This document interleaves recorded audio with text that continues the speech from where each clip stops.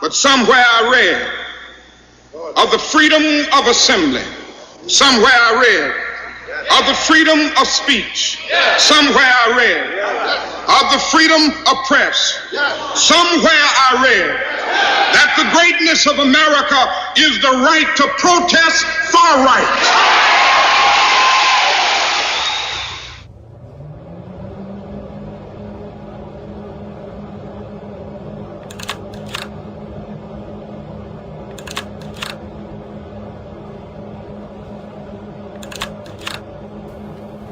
In some ways, the events in Wilmington that followed the assassination of Dr. Martin Luther King Jr. have been victim to historical amnesia. There are many living in Wilmington who never experienced the events of 1968, and some that have learned nothing about them. This project developed as a means to expand the narrative around this historical moment and preserve, capture the stories so that generations following have access to this impactful event. When we look at it through the long historical lens, it really was inevitable. I would say, if I were to define or describe how our community responded to Dr. King's assassination, number one, shock. Very hurtful, very hurtful. At a later point in time, it was almost like prophetic. Well, I don't know what will happen now. We've got some difficult days ahead. But it really doesn't matter with me now, because I've been to the mountaintop.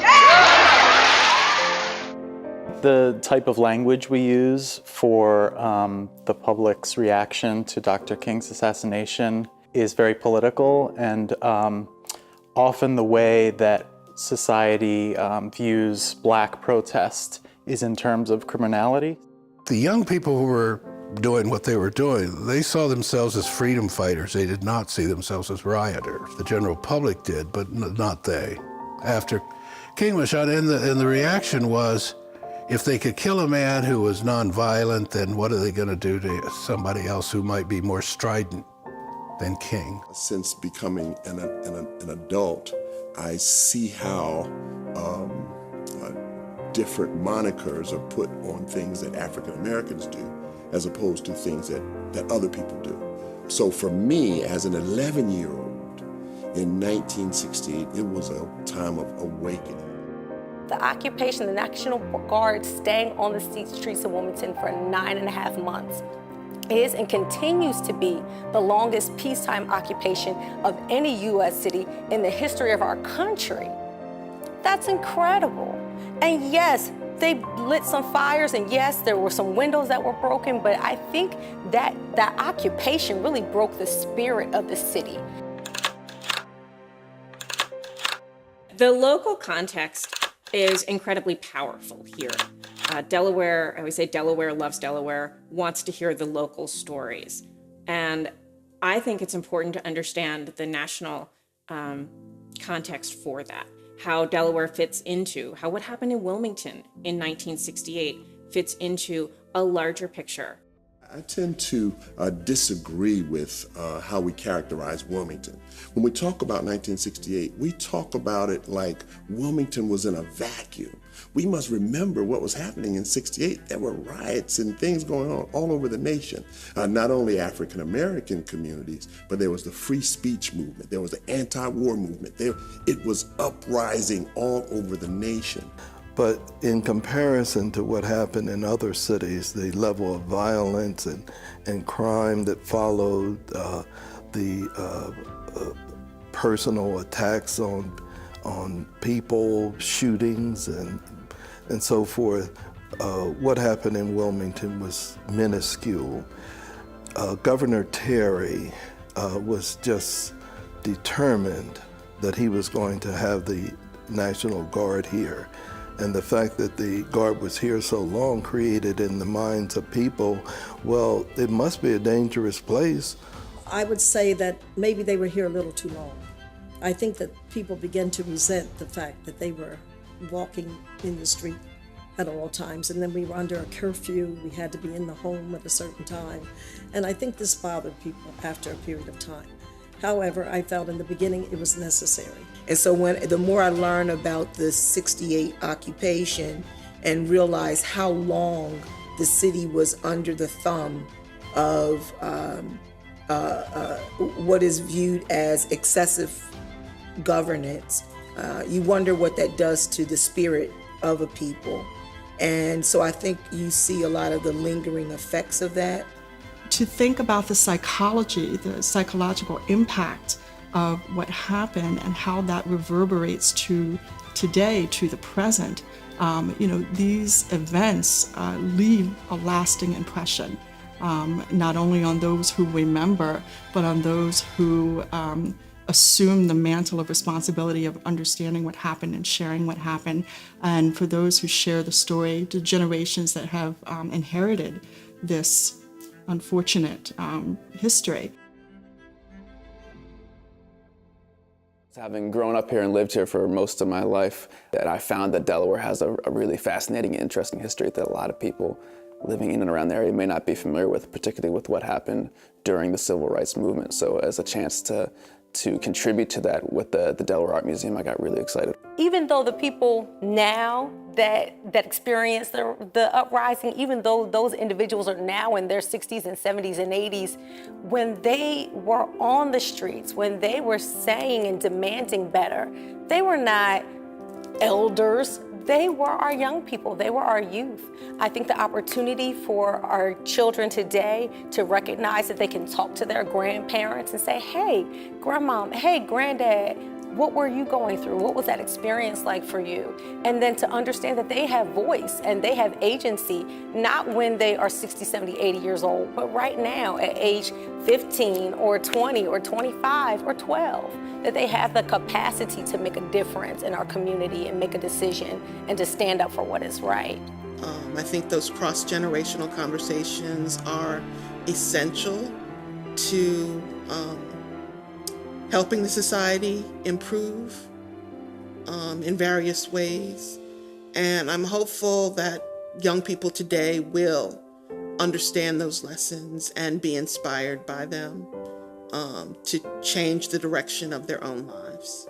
I think Wilmington will gain perspective by re-examining this period of our history.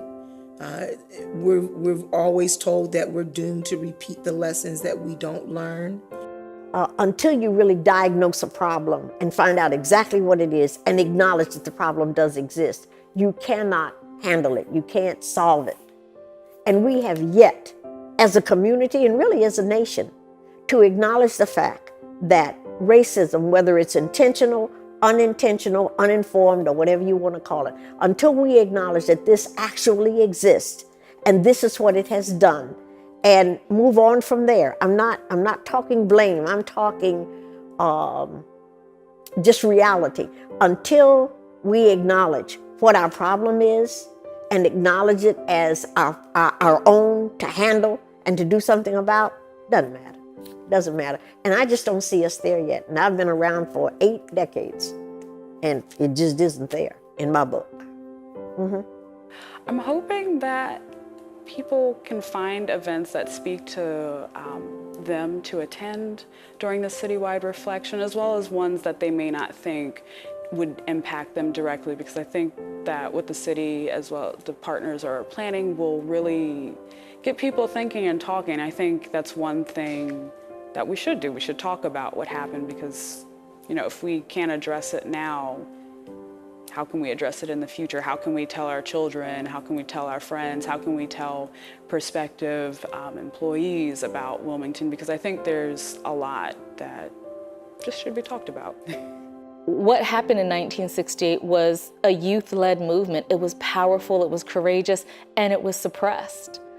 Even the photographs that have recently been unearthed in a timely enough manner so that we can host these events and exhibits and conversations around what happened 50 years ago didn't do anything to suppress the pain. And when I saw those photographs for the first time, I looked at them in the eyes of my father, Godfrey Pitts, who was here 50 years ago in the city of Wilmington, a youth himself, an artist, someone who was using his camera to make sure that that time in our community was captured in a historic way. In pop culture, or as it's remembered in movies and in television, a lot of times would be the bright colors. A lot of people didn't necessarily identify with the hippie movement, and when in part, a lot of people may have been offended by it, because while you're expressing and experimenting with free love and psychedelics, people like me aren't able to feed my family. People like me are being killed in the street by police, being overlooked. I can't find a job. And so while creating the art for this, that's really what I tried to keep in mind. I am hopeful that we will use our creative power through the organizations that are choosing to use art as a tool for reflection, that we will strengthen folks' understanding of the role of the arts in social justice, number one, and number two, that because it is a creative force, that out of that tool of exploration, we can explore some creative solutions.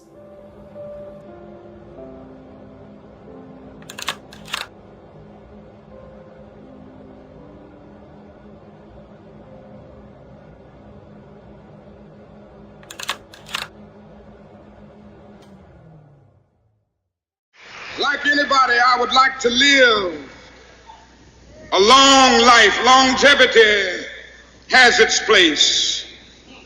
But I'm not concerned about that now. I just want to do God's will. And He's allowed me to go up to the mountain.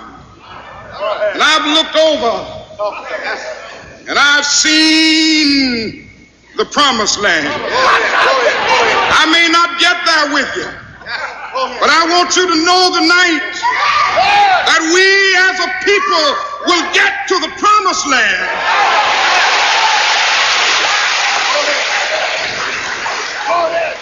So I'm happy tonight. I'm not worried about anything. I'm not fearing any man. Mine eyes have seen the glory of the coming of the Lord.